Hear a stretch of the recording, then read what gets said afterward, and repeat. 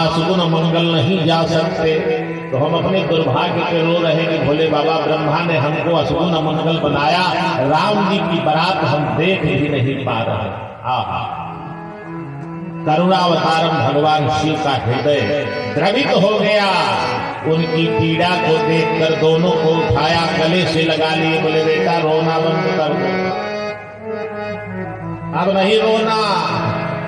अगहन पंचमी को राम जी का विवाह हो रहा था। भोले बाबा ने कहा 2 महीना संतोष करो, फागुन को तेरस का हमार नंबर लगेगा।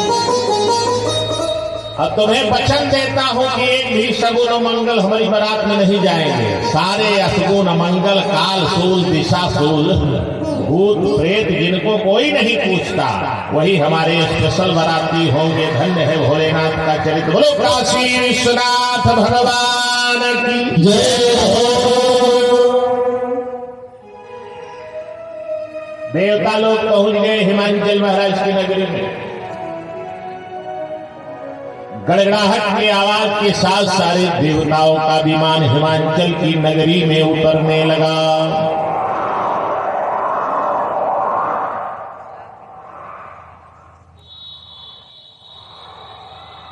सबसे पहले देवराज इंद्र सोने का सिंहासन, सोने का छत्र, सोने का मुकुट लगाए हुए जैसे ये रावत हाथी से उतरे, लोगों ने इंद्र को देखा, इतना लंबा चौड़ा ठाट बाट, जोरदार ताली बजा करके स्वागत किया। कहे भैया ताली काहे को बजा रहे आप लोग? लोगों ने कहा हिमांचल महाराज ने इतना गजब का दुल्हा खोजा, क्या ठाट बाट है, सब सोना ही सोना। तो जो जानकार लोग थे बोले बेवकूफे हो गया, बिला वजह के ताली बजा रहे, दुल्हा है? बोले दुल्हा नहीं है। बोले ना, ये दुल्हा के कंपनी का मैनेजर है।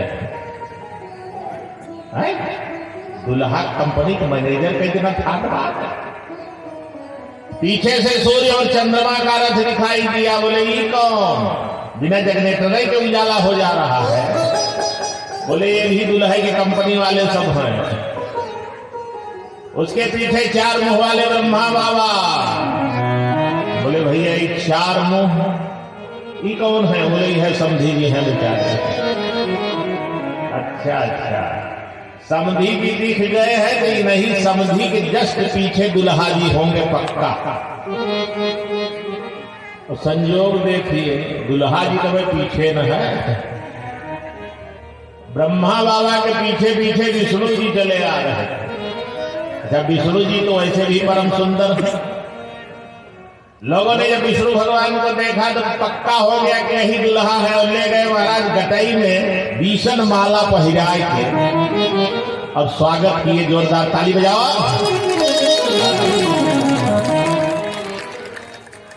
विष्णु भगवान बड़े चक्कर पड़े कि बराती के इतना बढ़िया स्वागत पहली जगह करा। तो बोले कंफर्म कर ले, कहीं लोग कुछ डाउट में तो नहीं है? 2-3 जगह रंग नंबर लगाई चुके हैं। तो विष्णु भगवान ने धीरे से पूछा एक दादाजी से, कौने खुशी में स्वागत हो रहा है? बुढ़ो बोले कि देखा दुल्हा सरकार आपन हुआ। अरे विष्णु भगवान ने कहा रंग नंबर, हम दुल्हा नहीं है। बोले आप दुल्हा नहीं है? बोले ना, तब? बोले हम दुल्हा के फ्रेंड हैं, दोस्त। अब और जोरदार ताली बजी। 2 माला और पहिरा दिए। भगवान विष्णु ने कहा कि सही सही बता दिए कि हम दुल्हा नहीं है, दुल्हा के दोस्त है, तब काहे कोई माला और ताली पीटे जा रहे हैं? अरे लोगों ने कहा गौरा का भाग विदय हो गया। बारे हिमांचल महाराज, जिस बारात में दुल्हा के दोस्त इतने सुंदर सुंदर आए हैं, तो दुल्हा सरकार पहुआ जीजा जी कैसे हो गए? अरे विष्णु भगवान कहे देखले के बाद पता चली कितना जने श्मशान घाट जावे, कितना जने फ्रैक्चर होए, कितने लोग अस्पताल जाएंगे, आईसीयू में एडमिट होंगे। जब देखेंगे दुल्हा तब न पता चलेगा। पहले आइटमों ले जावा, हमें सब खियावा। अब देवता लोग आइटम काट रहे हैं महाराज। रसमलाई चमचम। बोलिए आनंद कंद भगवान की जय हो। आइए, भोलेनाथ पहुंच गए हैं। अब बाराती लोग खा रहे हैं, कहीं आइटमों खाए में कुछ समय न लगी। बड़ा आइटम बनवाए हैं हिमांचल महाराज, बड़ी नव्य तैयारी है। तो जरा बारात का जो है दर्शन कीजिए गीत के माध्यम से।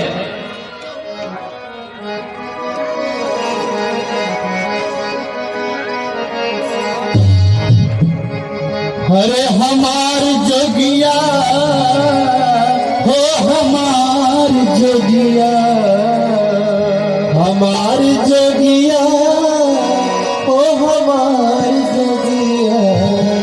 हो डिम डिम डमरू बजावेला हमार जोगिया, डिम डिम डमरू बजावेला हमार जोगिया, डिम डिम डमरू बजावेला हमार जोगिया, डिम डिम डमरू बजावेला हमार जोगिया। ओ हमार जोगिया, ओ हमार जोगिया, ओ हमार जोगिया, ओ हमार जोगिया। डिम डिम डमरू बजावेला हमार जोगिया, डिम डिम डमरू बजावेला हमार जोगिया।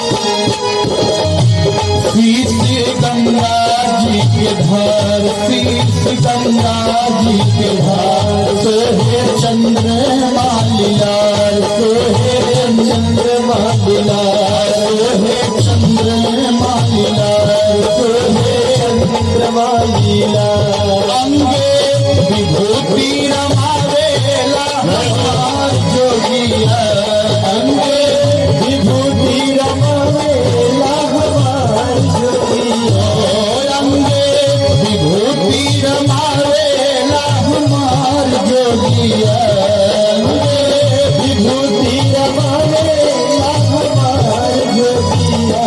डिम डिम डमरू बजावेला हमार जोगिया, डिम डिम डमरू बजावेला हमार जोगिया।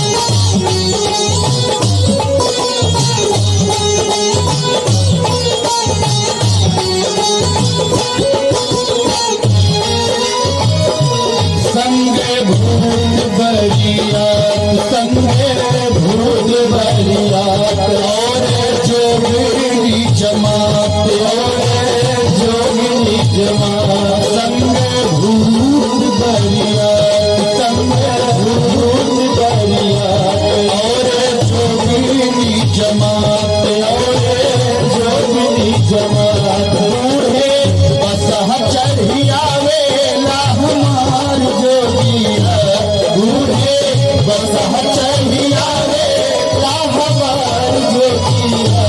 डिम डिम डमरू बजावेला हमार जोगिया, डिम डिम डमरू बजावेला हमार जोगिया, डिम डिम डमरू बजावेला हमार जोगिया, डिम डिम डमरू बजावेला हमार जोगिया।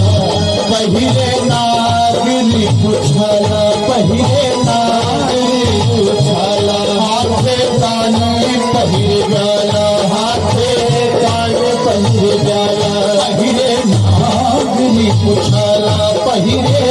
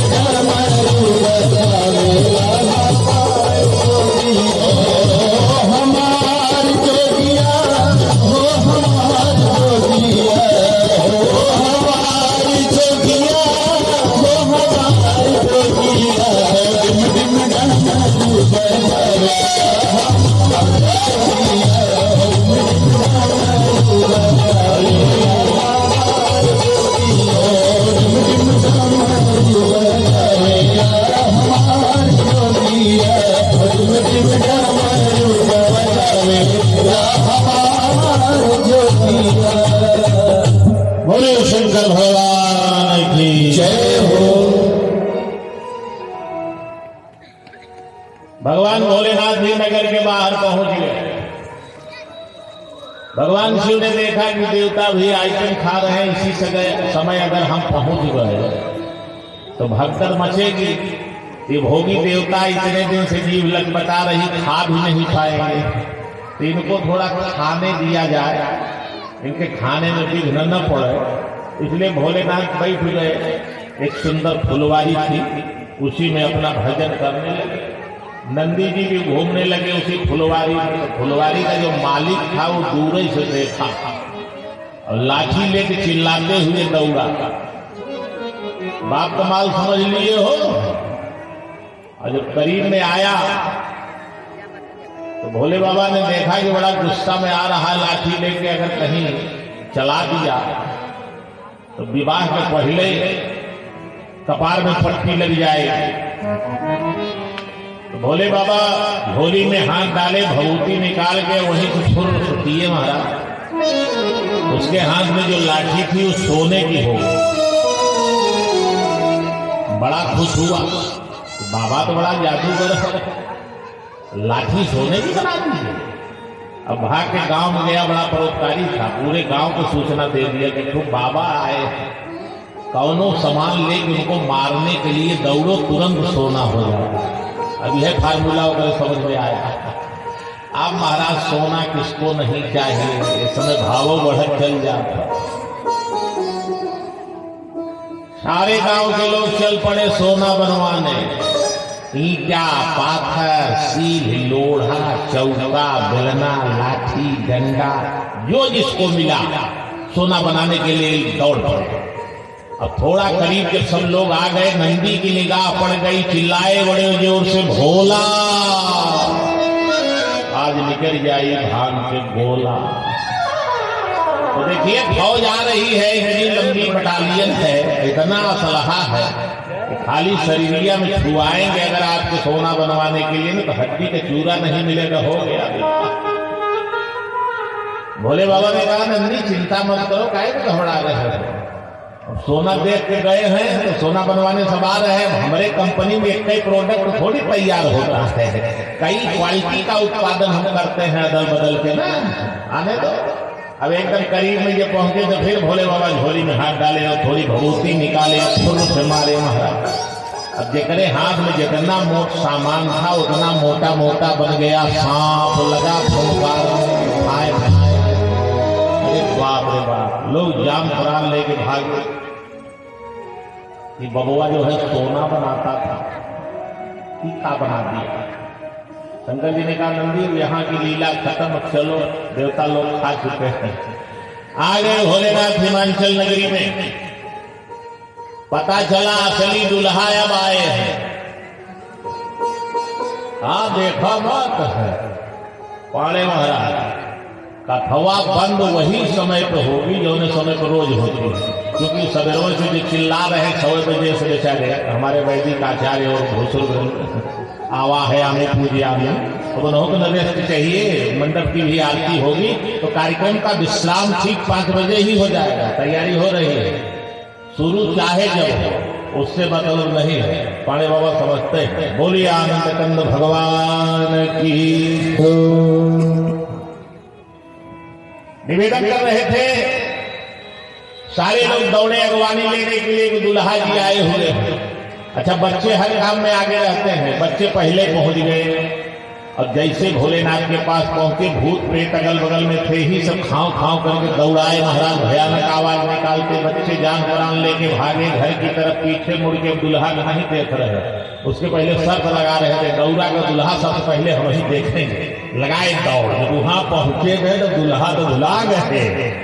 जाके घरों में लोग दरवाजा बंद कर ले रहे हैं। भूत प्रेत चारों तरफ नगर में फैल गए। अगर कोई खिड़कियों खोल के देख रहा है कि कहाँ है, तो पकड़ के मुंह में नोच ले रहे हैं। त्राह त्राह मच गई महाराज, एकदम ठसा ठस कर्फ्यू लग गया हिमाचल नगरी में। लोगों ने कहा, हे विधाता, आई बरात आई है कि जमराज के दूत आए हैं, कोई जिंदा नहीं बचेगा। बच्चों से माताएं पूछ रही कि बेटा गौरा के दुल्हा देख के आ रहे हो, कैसन है दुल्हा? बच्चे जब बोल पाओ तब न बताओ। बड़ी देर के बाद बच्चों की सांस जब नियंत्रण में हुई तो हाँफते हुए तोतली भाषा में बच्चे माताओं से भगवान शिव के स्वरूप का वर्णन कर रहे हैं। मेरे मैया तैने छार ब्याल कपाल भोसर नगन जटिल भयंकरा संग भूत प्रेत पिशाच जोगिन विकट मुख रजनीशरा जो जियत रही बरात देखत पुण्य बढ़ते ही कर सही और देखी सोमा विवाह घर घर बात यस लरी कने कही। बच्चों ने कहा है भैया ऐसा दुल्हा आज तक हम लोग नहीं देखे। दुल्हा देखने के बाद सिंदूर दान देखने तक जो जिंदा रह जाए समझ जाना उसका कई जन्म का पुण्य उदय हो गया। ऐसा विचित्र दुल्हा। गौरा जी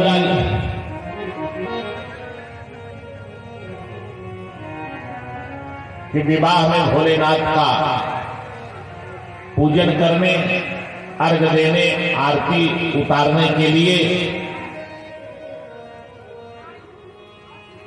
पार्वती की माता मैना जी आरती का थाल सजाकर लोटे का जल अर्घ देने के लिए लेकर के भगवान शिव के पास आता। जैसे ही भगवान शिव के इस विभत्स स्वरूप को मैना जी ने देखा, आरती का थाल गिर गया, लोटे का जल लुढ़क गया। घर में जाकर के पार्वती को गोदी में लेकर के मैना जी विलाप कर रही हैं। कि नारद कर मैं काह बिगारा अब बसत भवन दिन मोर उजारा। क्या बिगाड़ा था मैंने नारद का? ऐसे बौराह और पागल बल को बता दिए हमारी बेटी के लिए तपस्या भी करवाए, नाना प्रकार से मैना जी उलझना दे रहे। एक बड़ी सुंदर बात यहां भगवती के चरित्र से निकल रही है जो भारत की बेटियों को ग्रहण करने योग्य है। पार्वती जी ने अपनी माता मैना से जो बात कहा, ये भारत की बेटियों के लिए बड़ा सुंदर उपदेश है और इसको अगर जीवन में स्वीकार कर ले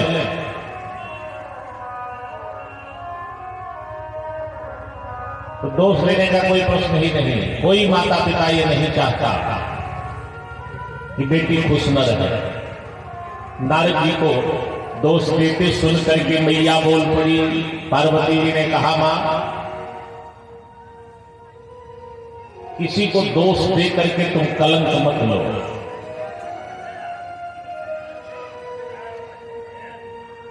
जनिले हो। पार्वती जी का ये संदेश भारत की बेटियों को जरूर सुनना चाहिए। क्या कह रही है कि मैया जनिले हो मां तो कलंक करुणा परिहर हो अवसर नहीं। अगली पंक्ति बड़ी महत्वपूर्ण है, यही बेटियों को ध्यान देने की बात है। जनी ले हुमा तु कलंक करुणा परिहर हो अवसर नहीं। और दुख सुख जो लिख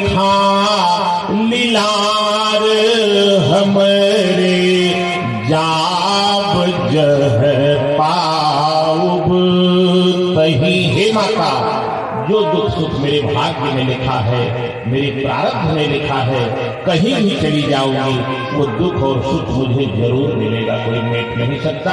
इसलिए आप कलंक लेकर किसी को दोष मत दीजिए। नारद बाबा आए भोलेनाथ के पास, काल हो ऐसे होए बियाह करेगा, ये है कि सब अस्पताल भेजेगा। भोले बाबा ने कहा नारद साफ साफ बोलो हुआ क्या? अरे नारद जी ने कहा आपकी सास आई थी रीति रिवाज के हिसाब से आरती उतारने और लोटे का जल लेके यार घोर देने, वो घरवा में जाकर बहुत रो रही है। भोले बाबा ने कहा नारद हमारी सास मैना खुशी में रो रही है, खुशी में भी आंसू निकलते हैं। अच्छा तो खुशी किस बात की है महाराज? बोले हमारी सास मैना पढ़ी लिखी समझदार है और उन्होंने अनुचित समझा ऐसा करना, इसलिए नहीं किया। क्या महाराज?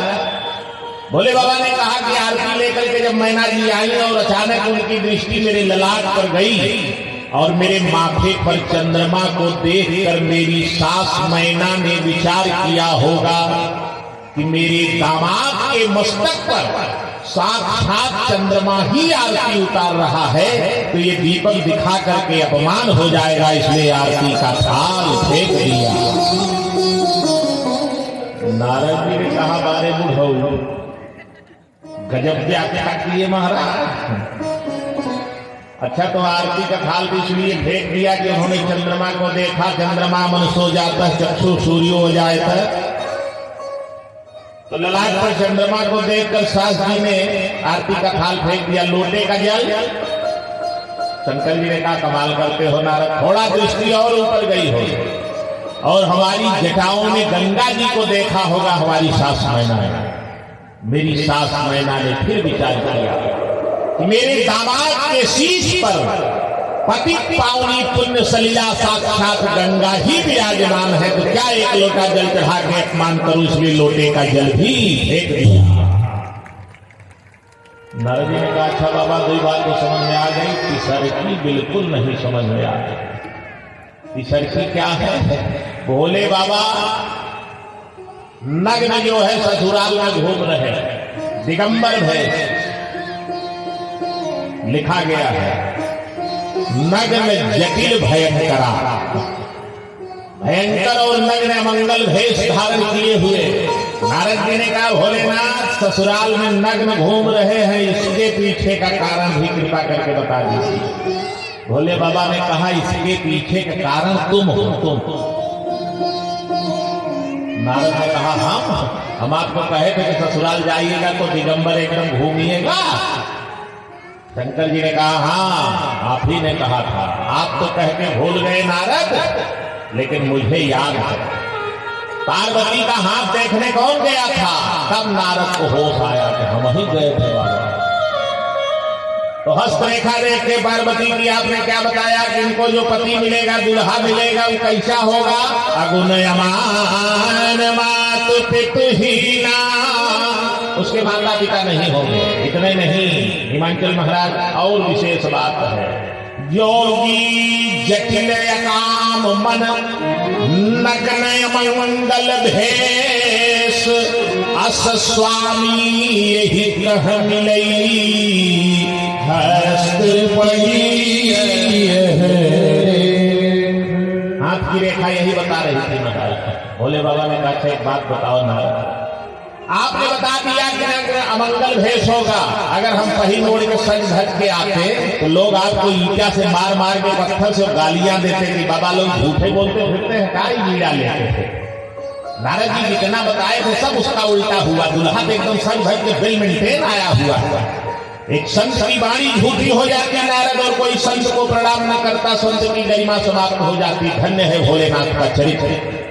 अपनी इज्जत की चिंता तो सबको लगी है प्यारे, अपनी इज्जत के लिए हर कोई परेशान है, लेकिन याद रहे जो अपनी इज्जत नहीं दूसरे की इज्जत और प्रतिष्ठा और मर्यादा को बचाने के लिए, दूसरे के वचन का सम्मान करने के लिए, एक संत की मर्यादा को बचाने के लिए ससुराल में अपनी इज्जत और मर्यादा समाप्त करके नग्न हो जाता है, वो देव नहीं बल्कि महादेव कहलाता है। बोलो श्री विश्वनाथ भगवान की जय। महादेव कहे जाते हैं भोलेनाथ। नारद जी चरणों में गिर गए, बोले बाबा अब मेरे वचन की रक्षा हो गई, कृपा करके समंगल भेष का परित्याग करिए और सुंदर माहौल बनाइए, माहौल सुंदर बनाइए।